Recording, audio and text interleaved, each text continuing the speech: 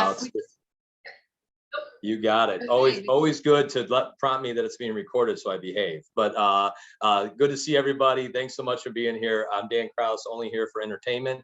Amy Dixon is the real brains behind this. So thanks for being here. We're as she said, passionate about this work, recognizing how important your roles are, all of our roles are in leading buildings and working side by side with educators who take care of all of our kiddos. So thanks for taking some time this afternoon to talk about that. And as we continue this series throughout the year, we'll have some different topics and different guests, but we're really pleased to have some really great friends, colleagues, and true professionals in the field today to kick off this first session. I'm going to go ahead and let them introduce themselves to you. And guys, when you introduce yourself, tell us a little bit about yourself, how long you've been a principal, where you're at, and just talk to us a little bit about how the first 4 months have been leading in year 2 of a pandemic. Marcus, you want to kick us off, IPA president? Yeah, absolutely. First off, good afternoon, everybody. I really hope that you're doing well and taking care of you.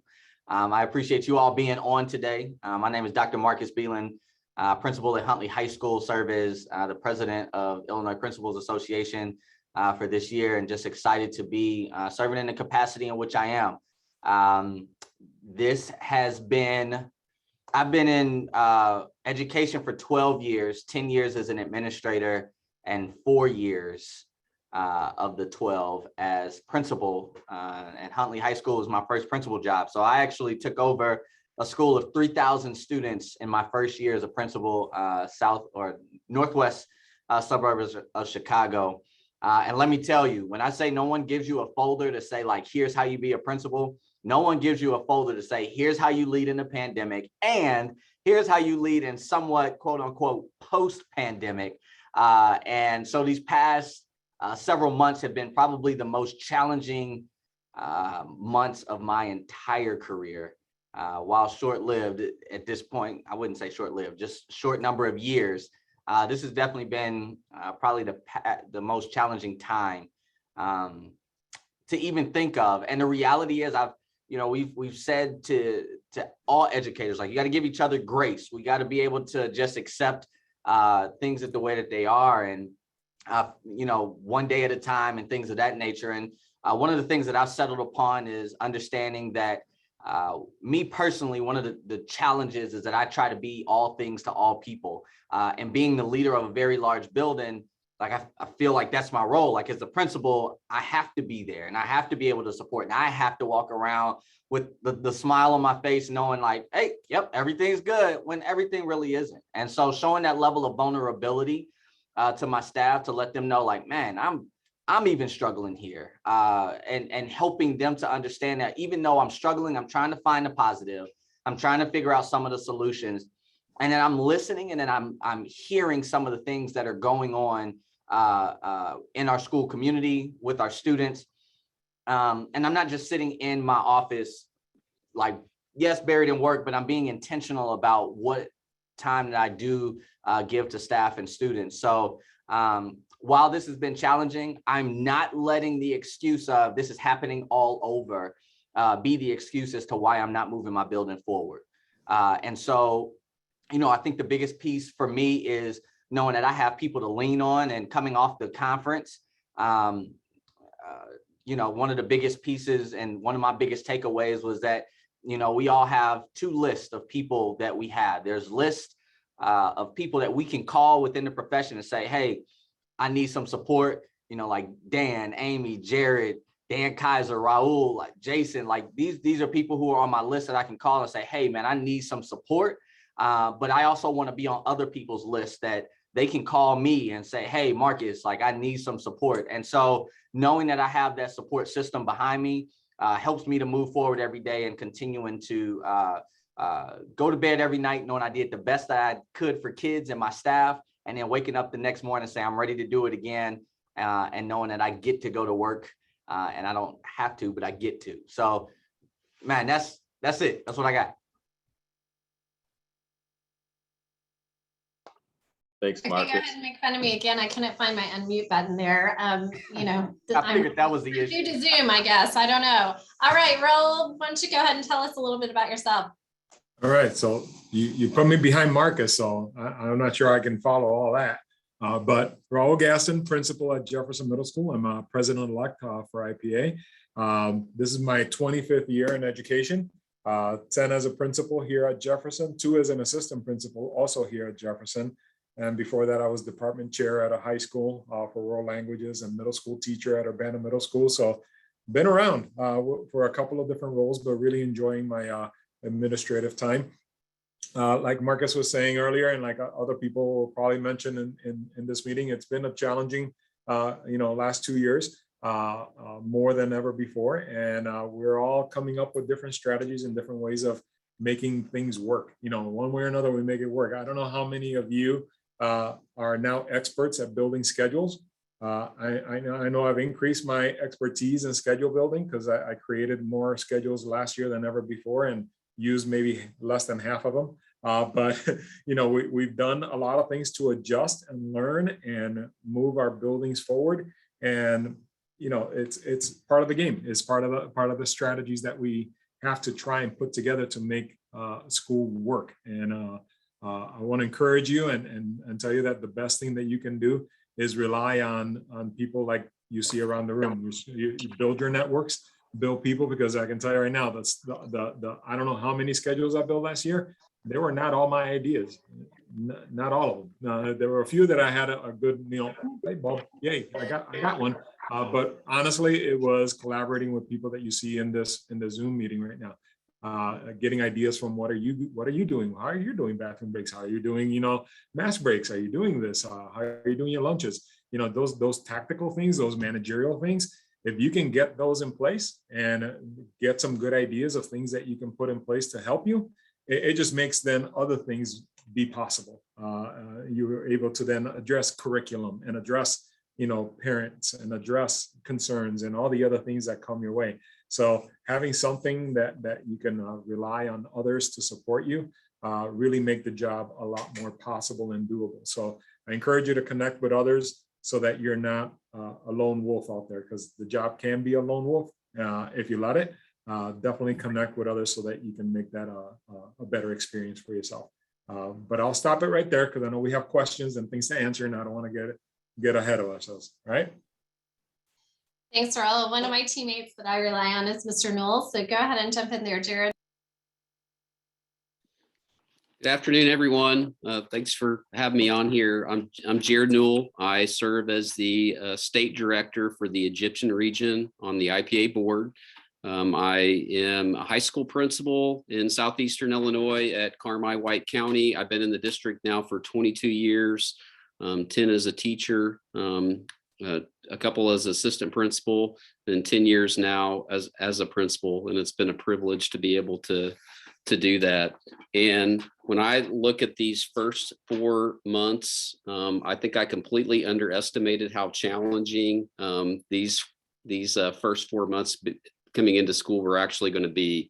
I think we've all been looking forward to things getting better and a light coming from the end of the tunnel. And sometimes that tunnel keeps getting longer and the light seems to get farther away. So like trying to stay positive and see the good things that are going on around you, I think it has been really important. As it was mentioned before, nobody ever taught us how to be principals in a pandemic or how to be principals in coming out of a pandemic. And if you attended conference or you were able to watch online, there was a slide with one of the guest speakers saying that we're all in the same storm. We're just all in different boats. And even though we're in different boats, we are all in our situations may be different. We're all in the same storm.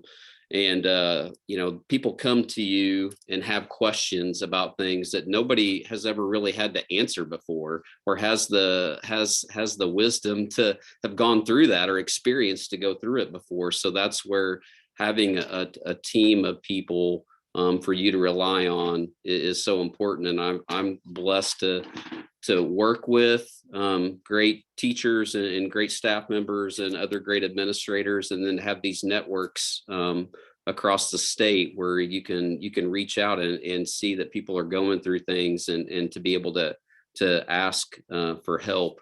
And I think sometimes we feel that pressure, as Marcus said, to be the everything for everyone, because we want to make sure our kids are taken care of, and our staff members are taken care of, and our parents are. And I think normally we probably feel like we know how to do that, and there's a path to do that. And if anything, the pandemic has kind of taught us sometimes we have to readjust, and that's okay. So I just looking at things, I have to catch myself sometimes, like you have to make sure that you're looking at the good things that are going on too. So last year we were able to be in person all year long, but we also had students that were remote as well. And we had a lot of students that just struggled academically. And I spent a lot of time in some tutoring sessions and some closed campus sessions with kids that were just struggling to care and to want to do their work. And coming back this year, we had more kids that made honor roll than we've just about ever had. And to be able to see them come in the morning and greet them and walk them over by where the honor roll is posted and show them their name and listen to their response when they say, how, I've never been on honor roll before, or they've made a point to be able to do that and to do so well. So I think, that's one of the things that it's important through all of this and through these struggles. Yes, it's been a tough beginning of school, but man, when you stop and think about and look around and see all the things that are going on that are good, that's encouraging as we move forward.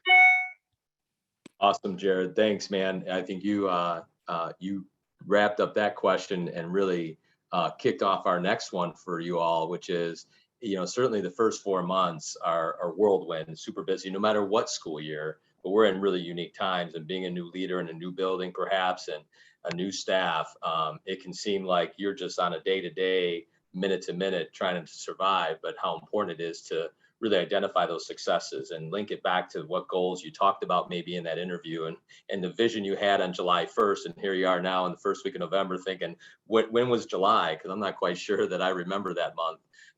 But here you are now. So I guess for maybe Raul, you can kick us off, because Jared kind of leaned into this one a little bit.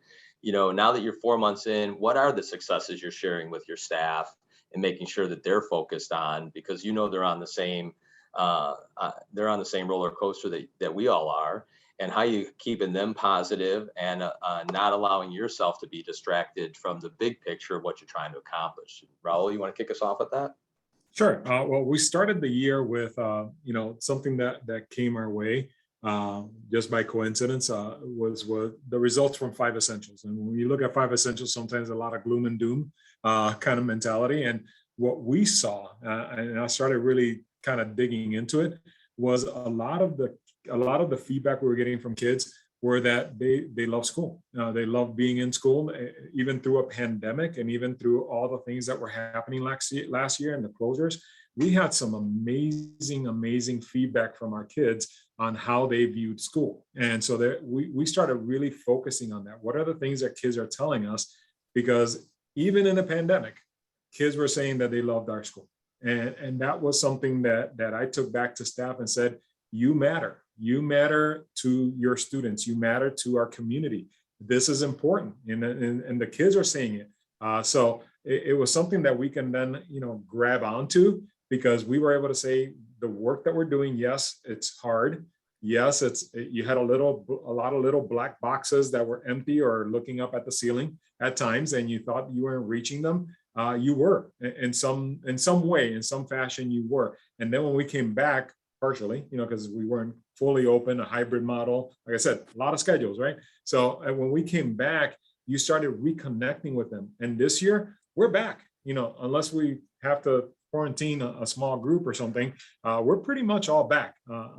Well, except for the ones that decided to homeschool, right?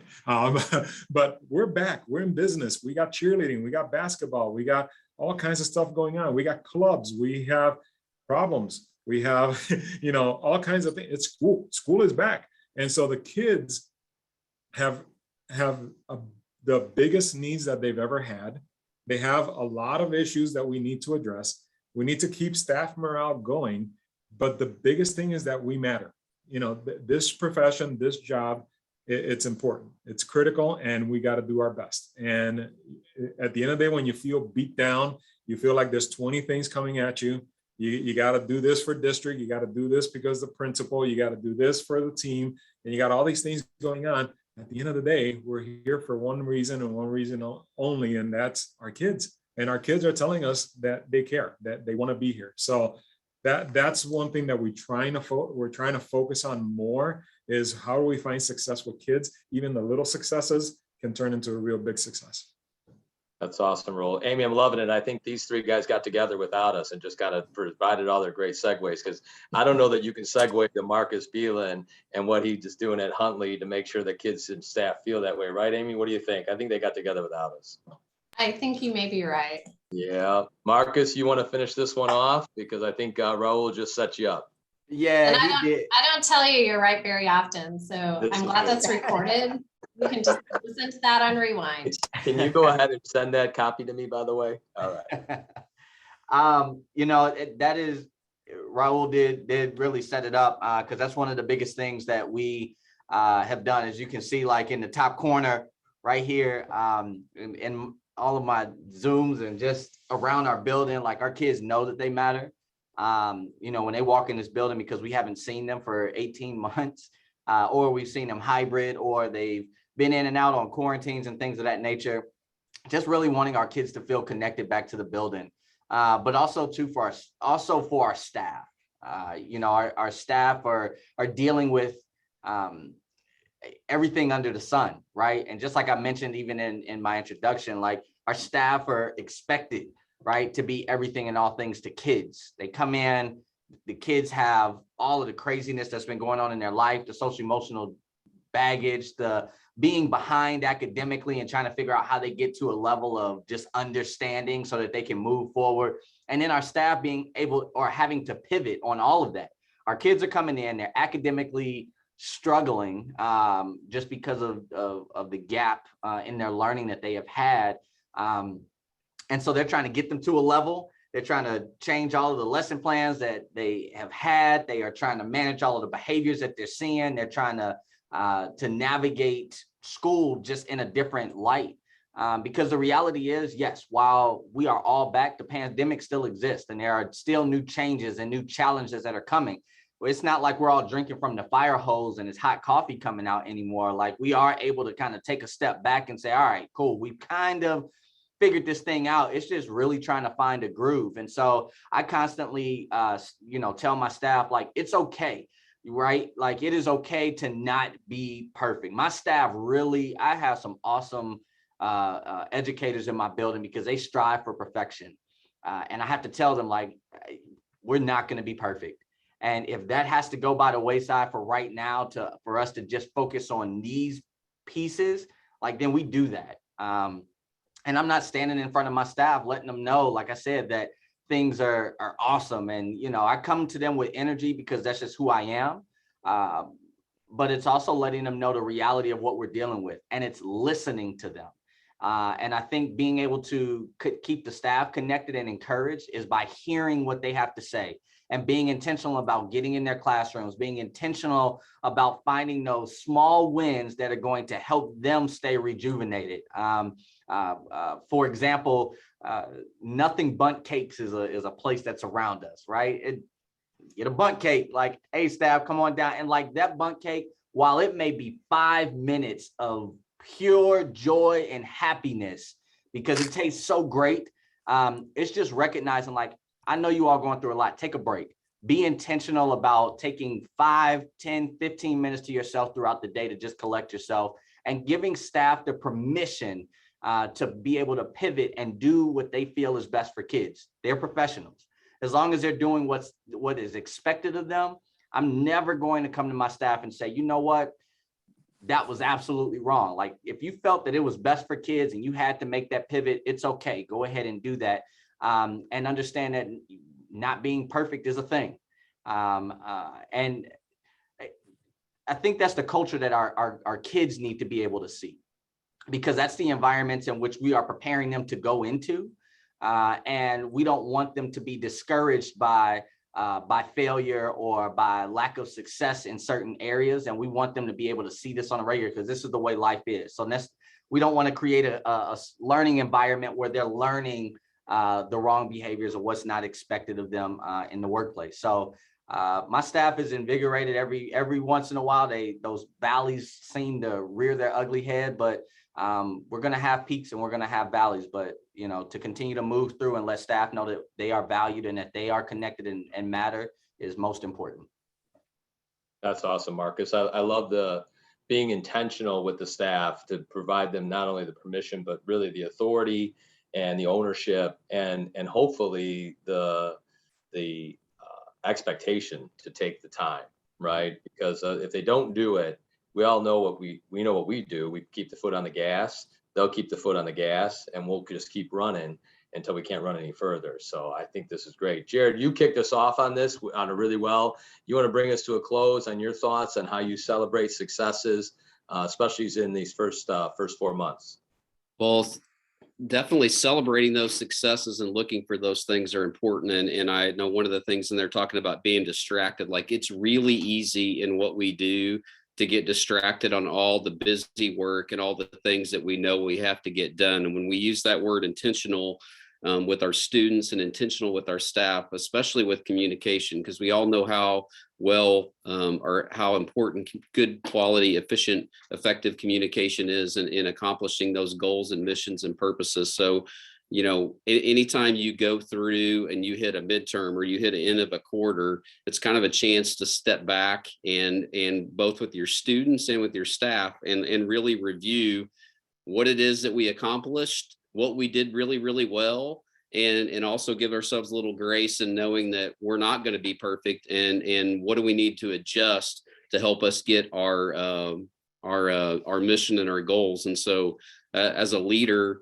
we have to do those things ourselves. We have to stop and step back and think about, what went well, what didn't go as well as we wanted to, and know we got time to adjust that. And we may not have all those right answers, but we work with talented people every day that can help us to figure out what it is that we need to do and adjust. And having that pulse with your students and your staff is important. And I think that's probably where, I can allow myself sometimes to get sidetracked on some of the other things that have to be done. And you take your focus off of that, and you got to go back to being intentional. And, one of the things that we as a staff can look at that I think it has invigorated them is, we're excited to have a lot of the activities back. When we talked to our kids and we had a state of the school address here at the end of the first quarter, just to go through all the things academically, extracurricularly that have gone on that are so well. And like our kids have helped be leaders in our community. And a lot of that divisiveness that's gone on, I don't know if that's happened to anyone else, but there's divisiveness in the world right now. And like one common thing that we can all get behind is that our kids are worth it. They're worth these efforts that it takes. And even though things may be hard or not easy to do, our kids deserve the best. And so watching our kids be an inspiration to our community and watching our elementary kids join in having school spirit, and as we would say, bulldog pride, like watching them and the effect that has, I think is invigorating to our staff. And know that shows, what we're doing matters, and it makes a big difference. And then, that helps to inspire them then to step back and think, okay, we can sit down at the table and figure out where do we go from here, and what do we do to adjust to help make our quarter, our semester, our year accomplish the goals that we set at the beginning.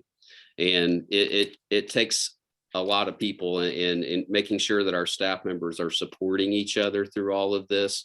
because, you know, when you walk in classrooms and you check on teachers, or you stop in hallways, or you bring kids in and you check on them, there's a lot of things going on in a lot of people's lives. And when they know that they're in it together with a group of people that care, it makes a big difference. Being intentional about that's extremely important. I love that. I had one of those days today where I feel like I got off track by kind of chasing every rabbit that came in the door. And I think that is a huge mistake that I had to learn the hard way early in my career. And obviously I had a setback today, but just remember, like, when people come in your door, they're always going to make everything there seem like an emergency, seem like something that you need to take care of right this moment. And I had a colleague early in my career that taught me that unless someone's bleeding or dying, it's really not an emergency. And I always replay that in my mind, because it is important for us as the leader to take those moments, like all of the panelists have said, to stop and reset. It's never too late to get that reset and really take a moment to kind of think about what we truly need to be focused on. Yesterday, if you guys don't know, the first Wednesday of every month, IPA has a plugged in webinar series. And yesterday when I was on it, one of the things we talked about is our staff seem to be really on edge right now, more like you would see towards May, and it's already happening early in the year. And like Mr. Newell just said, one of the things that as a building leader, I think is important for me is to remember to build in those moments for us to have fun and just have fun, give all of us the chance to relax. We started in a very divisive year with tensions running high. So it's just nice to remember to build in those moments as well. So to kind of segue, how are you guys identifying opportunities for growth and articulating that to your staff? Jared, you can kind of kick this question off. I know you just talked, but kick that one off for us, please. Terrible. That's a later. Well, definitely at the beginning of the year, we have goals that we want to set, that we just want to make sure that we're accomplishing. And, we have to adjust as we go along the way. And, we want our kids to be well-rounded academically, socially, and involved in extracurricular activities. And so when it comes to, getting everybody back in the building and adjusting to what is now normal, and, some of the things that we did in the past, we weren't able to do. And some of the things that, we weren't able to do, honestly, maybe it turned out for the better, because it forced us to find a different way to do those things. So really stepping back and trying to be intentional and figuring out what we're doing that is being effective. And when we talk about like when I talk about underestimating like some of the challenges, like there's a lot of kids that have gone through a lot of trauma in one way, shape, or form, and adults for that matter too. But like, really being sensitive to and listening to what is going on in the lives of kids and what we can do in the classroom and outside of the classroom to help them is really important. So I think that's probably a spot where we've really tried to grow and want to try to grow is we've had a lot of kids that are doing really well. We've also had some that are struggling right now, and being able to reach out individually to those kids and to their families and help them adjust has been a challenge. But it's been one that has brought a lot of blessings in being able to help put everybody in a place to be successful. Marcus, kind of talk to us about how you are articulating those successes to your staff and refocusing on goals. Yeah, so I'm a firm believer that the data in which we report out to everybody and on that school report card will reflect the culture in the building, right? And if there's a focus on outcomes, if there's a focus on developing our young people, there's a focus on even developing our teachers professionally, they are able to take new things into their classrooms. They're able to take some of these new initiatives that we have started and implement them in their classrooms to help better the learning environment. And so some of like our goals and focus this year has been, our MTSS structure at the high school or across our district, but really at the high school level, as well as focusing on social emotional learning and support for our kids, both inside and outside of the classroom. We're also doing suicide prevention training for our students to incorporate that into our culture, especially because it's a response to just some of the challenges that we face, but also just the dynamics of our society just as a whole. And so when we know what our goal is and our mission is, there's some things that we have to focus on to be able to move by. And some people feel like it's initiative fatigue, right? Where you hop into something, you're like, man, we are constantly going and doing this. Why we have to start up something new? Why can't we just stay with where we are? If we stay with where we are, we don't grow. And so sometimes we have to be able to push through some of the challenges that lie before us and move forward in some of those initiatives. Because I mean, think of if someone were to say, yep, principals is so busy, we're not sending anybody to conferences. Our fall conference for IPA wouldn't have happened. And there were people who got some amazing things out of that felt rejuvenated and were able to take it back to their building. We need that as growth. And it would be a disaster in the world of education to just stop growing for a year because things are hard, right? When someone had just mentioned, I think it was Jared, like the light at the end of the tunnel. That light may seem like the smallest pixel and may seem completely dark. There is light there. We just don't know when we're going to get there. And so we can't just stop all production until we see something at the end. We have to be able to continue to produce because, our kids here at the high school level, and Greg Wigzorek, NASSP president, had mentioned this when he was at the conference. We have 720 days with our high schoolers from the day that they walk in as freshmen to the day that they graduate as seniors. That's 180 days times 4. And if we stop and we miss if we miss an opportunity, that's less opportunities that we have to be great for students and to create a great learning environment for our kids. So I don't want to miss an opportunity if I only have 720. That's a finite end. So we can't stop learning, and we have to continue to keep our eyes focused on moving forward and creating learning environments that are going to foster the education for our young people and even the professional growth of the staff that are in front of our kids.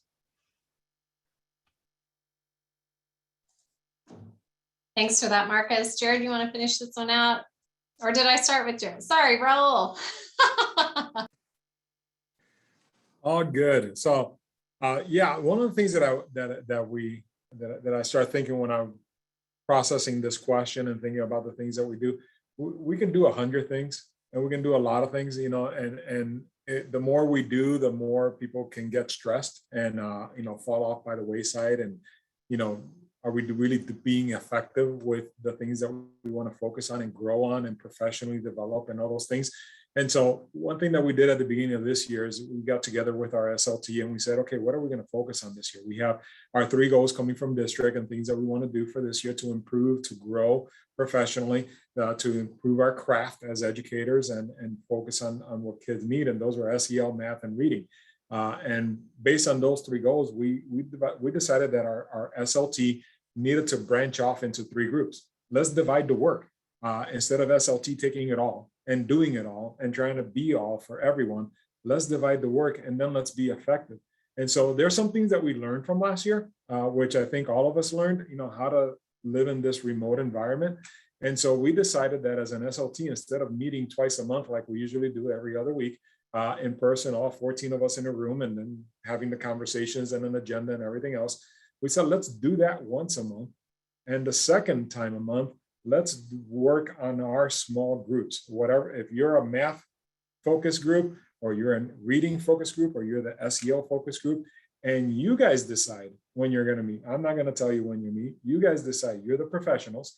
And if that's at 7 o'clock at night on a Zoom, I'm good with that. If you all agree. If that's 7 o'clock in the morning in person, I'm fine with that. As long as the work gets done, as long as we're progressing in that direction.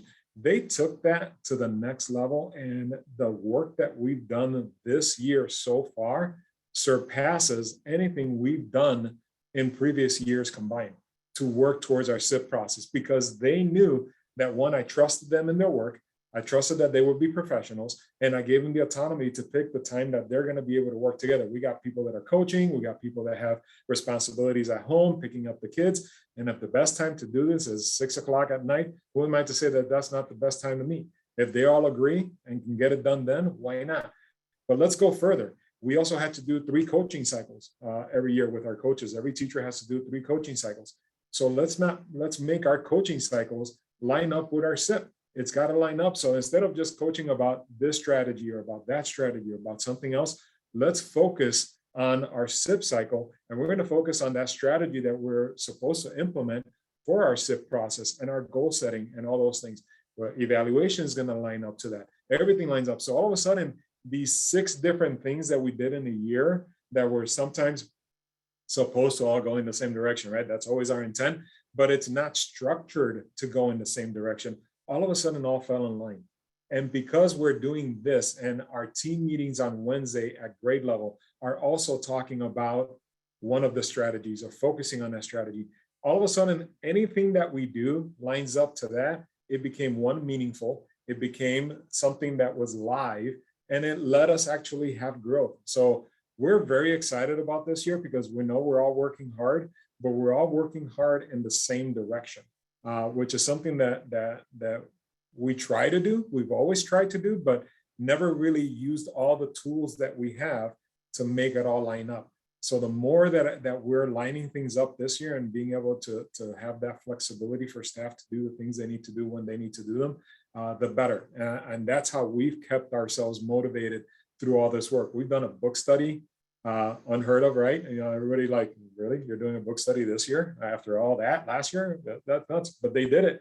They did a book study. The SLT brought in another book that they chose to read on their own to be able to lead our ELA on notice and notes, and started that work. The coaches then took notice and notes and put that into their coaching cycles. Our team leaders took notice and notes and put that into their team meeting. It all lined up. And that's the best thing we can do for our staff to continue to grow, but also support them along the way. So we're really excited about that. And that's something that I've been preaching a lot about to some of our colleagues, whoever's willing to listen, to try to line up your systems. The more you line them up, the more effective you'll be and the more growth you'll see. So yeah, that's my 2 cents there. That is awesome advice. Can't thank the 3 of you enough for adding to the question, adding responses to the questions that we provided you all. But I know that we've got a great number of folks that are on here that are either hopefully responding to the chat question we asked of everybody, is to really stop and reflect this afternoon. I know it's just after the end of the school day. We know that you've had probably a lot of rabbits running around the building. I love that analogy. I'm using that one. I don't know how often that happens, but if you get wild rabbits running through the building, that's usually a senior prank. But as we go forward, what are some of the successes that you would point to today when you actually take the 30 seconds to pause and think back to the start of the school year that you, one, are proud of, know is a success, and secondly, that you've been intentional about sharing with your staff? So feel free to drop that in the chat. Feel free to unmute if you want to share that along those lines. And secondly, do you have any questions to finding a dog is outstanding, by the way. If you'd like to ask any questions of Jared, Raul, or Marcus as we've gone on.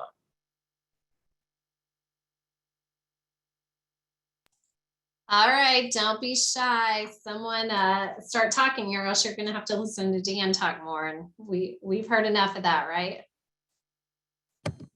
How about Okay, Eric, yeah, unmute. Tell us. Or Matt, were you saying something? One of you go. Yeah, I'll go ahead and go. I actually just pulled it from my shelf here. But earlier this year, I was helping a mom with a special needs student who turned out had all kinds of medical issues. And mom has no family, homeless, had difficult times coming in and out to get technology help. And I can tell you, I think I sat on the phone with her probably for, 2 hours one day, just listening to her whole entire story. And made sure that her son was taken care of, and this tech book, got to her son with all the, things that he wanted, the stylist, and, really wasn't much. And later on, she sent me a card with appreciation that was written from front to back, just explaining how much, gratitude she had for, just someone, to actually listen to her story and help her in this manner. It was apparent that she's probably been struggling with mental health issues for quite a while, if not her whole entire life. And to be dealt another, difficult life challenge, to have a special needs child with all kinds of medical issues, and the fear of not knowing where you're going to be laying your head the next day, and or whether your son is going to make it the next day because of these medical issues.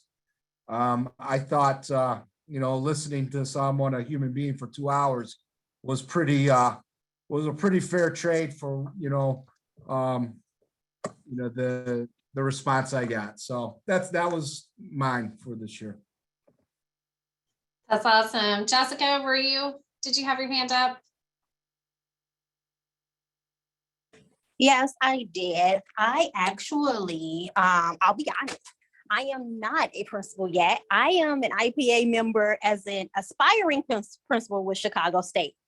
And I saw this pop up and I said, well, why don't I join? Because we're going through something new. And so something I focused on this year has really been clinical cycles with our new teachers. And so I really am grateful for this opportunity to just hear and network with those who are here and the presenters, because this is good work. That's Girl, good. we are Thanks. so glad you're here, because you will be just that many steps ahead when you do decide to move in the principal role. Sorry, Dan, did I cut you off? No, Go. I was going to say exactly the same thing. We're glad you're here, and this is what it's all about, right?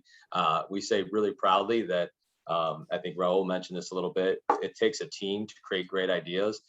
Any great idea that's ever happened at Willowbrook High School, I stole from somebody on this screen or someone else throughout the state, and just kind of modified it a little bit. So this is the benefit of it. So Jessica, welcome, and you are going to be an outstanding principal. So you let us know when it's time for you to start looking for that gig. So it is the best job in the world. That one as well. So it's good. It's right now, Dan. I've actually started. Look at you. You're no longer aspiring then.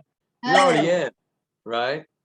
That's so yeah, good. hopefully that school year, I'll be somewhere. Good.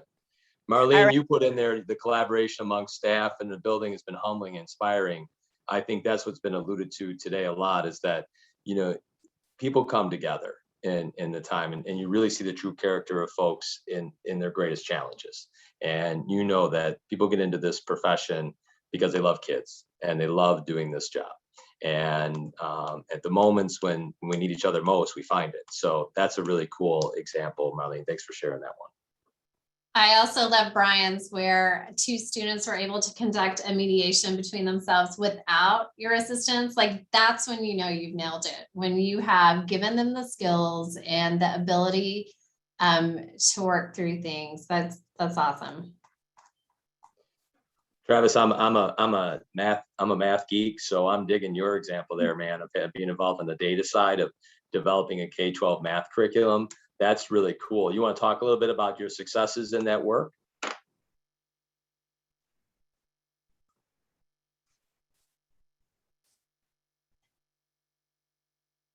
There it is. All right, it's finally found on mute.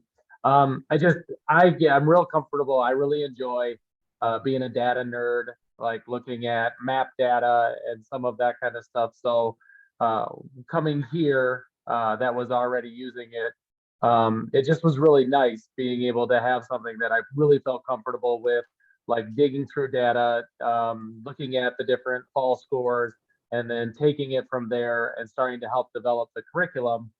It was something that when I was sitting in meetings and those types of things where everything was brand new, when that would come up, I was like, okay, I know this, so I'm fine. And so I can kind of push in as a borderline resident expert on something, when more times than not, when I sit in meetings, I am just going to be listening for the time being. That's awesome. And Dan, Travis was the very first person to arrive at the webinar. You know Oh, what? wow. Somewhere there's a gift card that Amy Dixon is providing on that behalf. So I think she'll be reaching out to you there, Travis. So that sounds great. Yeah. Hey, and really, that's no joke. I was going to, oh, sorry guys. I was going to do the random selection, but that's fine. I'll reach out to Travis, no problem. Well, I You're gonna appreciate like it. Yep. I'm all about a giveaway. I love them. Right. So I guess, you know, we've had a chance to share a lot of great successes, and you heard from Marcus and Raul and Jared, and this will be similar format in the future, in the months to come. Amy's been able to put together a great panel each month of a high school, middle school, and elementary principals. We'll have a balance across. We thought we'd, you know, just grab onto some folks that we know pretty well and have been doing this gig with Marcus, Raul, and Jared, and really passionate about their work with the Illinois Principal Association again. So thank you again to Sue and Jason and the whole team for helping to make this a reality. But for Marcus, Raul, and Jared, are there any questions you have for those three specifically that you want to be able to ask?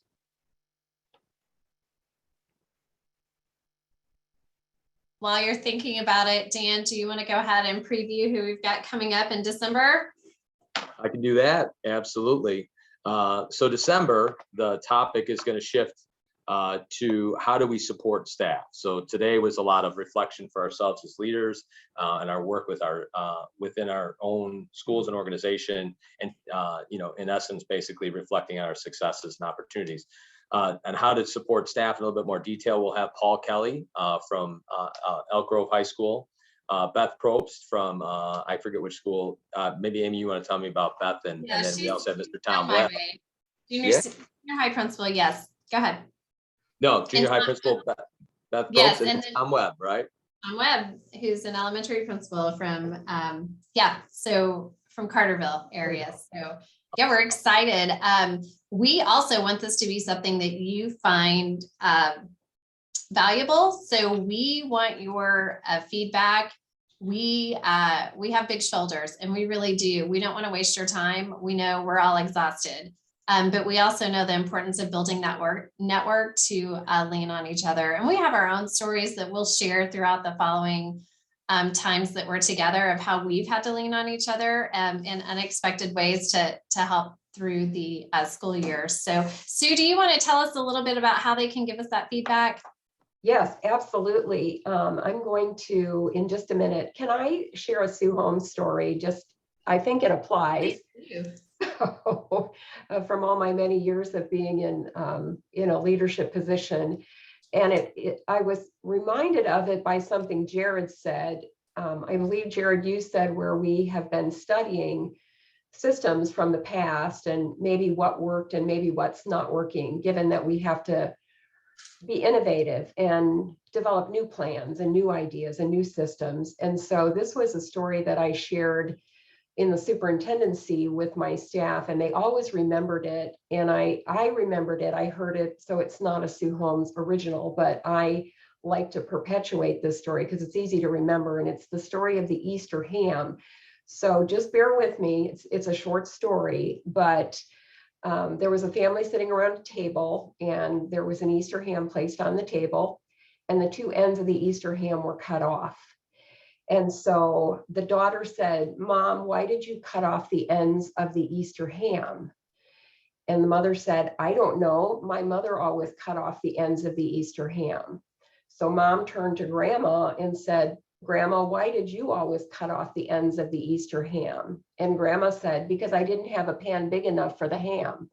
So when I was in my staff, and I would talk with my staff, and I shared that story with them. And so as they would bring things up, I would say, now, is that an Easter ham? Do we need to kind of unpack that Easter ham? And so they became, and when I left the district, they wrote me stories about remembering the Easter ham, because it's just a really fun way of saying, well, we've always done it this way, so we should just keep doing it that way, instead of really thinking about why we did things and whether or not that still applies to today. So thanks for letting me share that story. I did put everyone's emails that were part of the panel or part of the moderators in the chat. So be sure to grab those if you want to connect with any of our panelists or with the moderators. I'm going to put the sign in link back in case you didn't get signed in. And then I'm going to also put a sign out link in. So I know a few people got here a little bit late. I apologize. I'm fighting a bit of bronchitis, so I sound a little bit crazy, a little less of myself than normal, maybe. So here's the sign-in link first, and let me explain how this is going to work. Let me change this to everyone. So here's the sign in. And then if you join us in the future, this will work the same way. So it's a 3-step process for sign out. So what you'll do is when you click on the sign out link, it's going to take you to that brief ISB evaluation form. So you fill that out. It's in a Google form. When you click submit, you'll find a link. So don't close your browser, click on that link. That'll take you to the sign out form. It's 3 questions. And then when you click on the link to submit the sign out, you'll see the link to download your evidence of completion form for today. So you can get it, it's all a one-stop shop. And so if you have any problems, now Marcus has turned his video camera off. He says it must be all the Packer fans that are getting sick. Yeah. For those of you that don't know, I'm originally from Wisconsin and a huge Green Bay Packer fan. And if you've lived behind a rock and don't know, Aaron Rodgers is sick with COVID right now. So he will not be leading the game against the Chiefs this weekend. That's unfortunate too. I know. I know. Don't know what to do now. And I know we've only got about 3 more minutes, but Jean, go ahead and ask your question. We are all busy. I don't want you to have to follow up with Raul later. Go ahead and ask it. We'd love to. We could all benefit from that. That'll be a great way to end.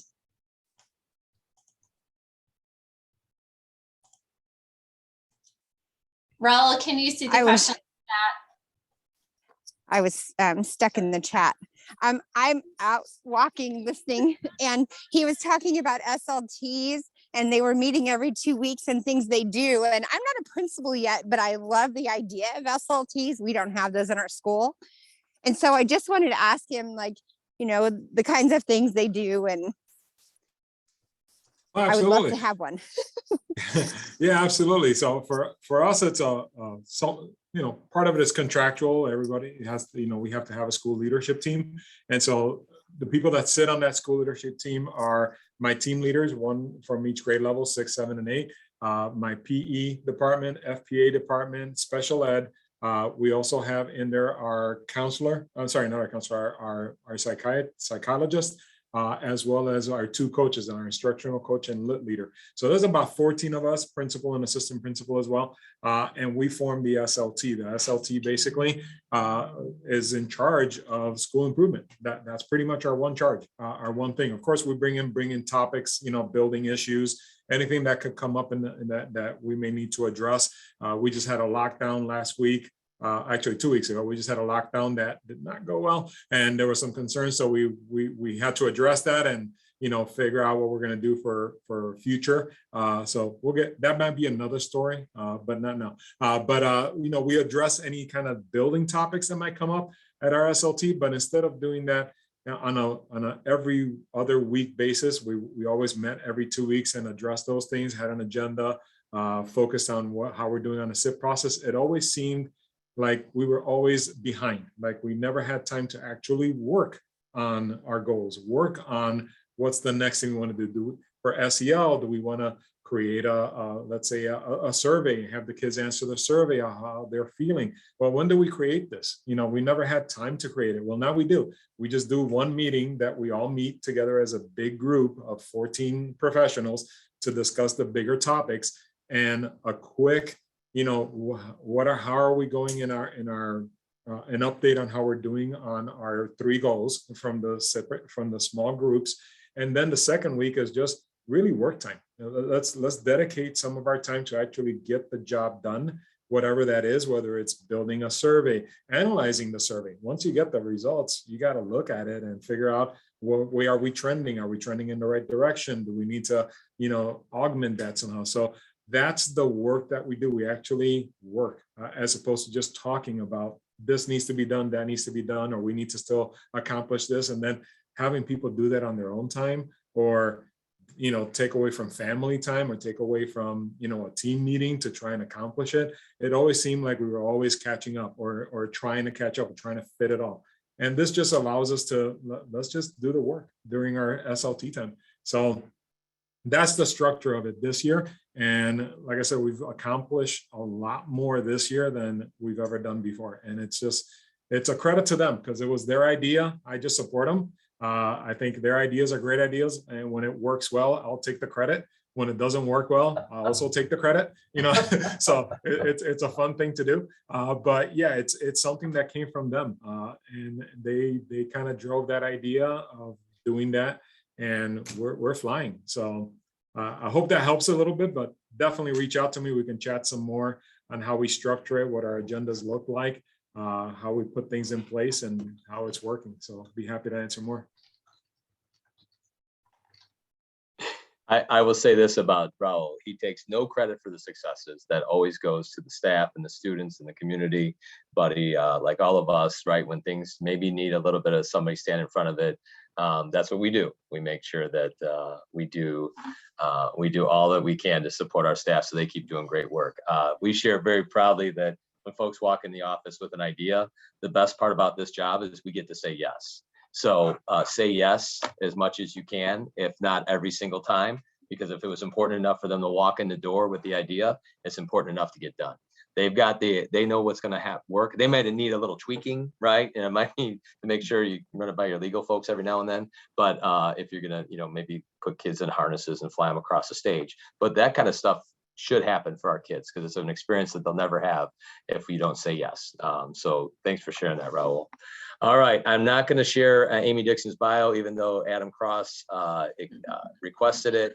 I'm sure that's posted somewhere online.